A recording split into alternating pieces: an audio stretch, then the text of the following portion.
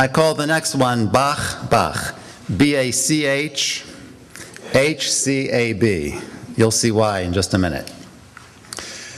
At the height of my music career, at the time when my two-act opera, Dreyfus, was being produced in Germany and in Austria, auf Deutsch, I felt suddenly called to become a rabbi.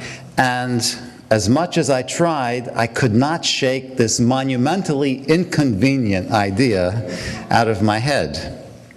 So after a long while of wrestling with myself, I finally went to talk to a dean of a New York rabbinical school.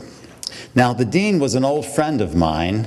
We had prayed together for a number of years in a Jewish fellowship group. And when I told him that I was considering the possibility of studying to become a rabbi myself, he didn't seem surprised. He just said, "Listen, Moshe, you know Hebrew. I'm teaching an introductory rabbinics course next semester. Why don't you just enroll in my class and we'll see what happens?" So I enrolled in his class and waited for the next semester to come around. By chance, sheer coincidence, and we'll talk more about coincidence later this afternoon, his class was held on Mondays. And Monday was my free day at the music conservatory. I didn't teach on Mondays. So I looked forward to the class, and I waited for the first week of class to come around. Now, in those days, it was my daily habit, and now that I'm an ordained rabbi, it is still my daily habit to play a Bach prelude and fugue. I call it my daily vitamin B. There are 48 preludes and fugues in the 2 volumes of the Bach Well-Tempered Clavier, and I run through all of them in the course of a season.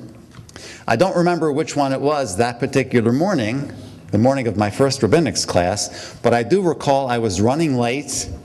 I hurriedly played through my daily Bach prelude and fugue, grabbed my coat, ran out of the apartment, and raced across town to that first class. I was late. By the time I got there, all the students were seated around this enormous circular conference table with the rabbi at the head, and he had just finished handing out large sheets of Talmudic text. So I quietly slipped into the one empty seat, and I picked up this large sheet of Talmudic text, and my mouth dropped open, because there at the top, in bold Hebrew letters, was the heading, Beit Chet, the 2 Hebrew letters that spell out Bach.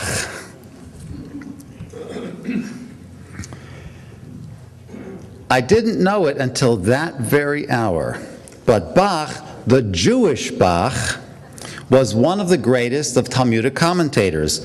He lived in 17th century Poland, and his real name was Yoel Sirkus, but in rabbinic circles, he's known by the abbreviation of his most often studied rabbinic commentary, Bayit Chadash, Hebrew for new house or new interpretation, and the initials are Beit Chet, Bach.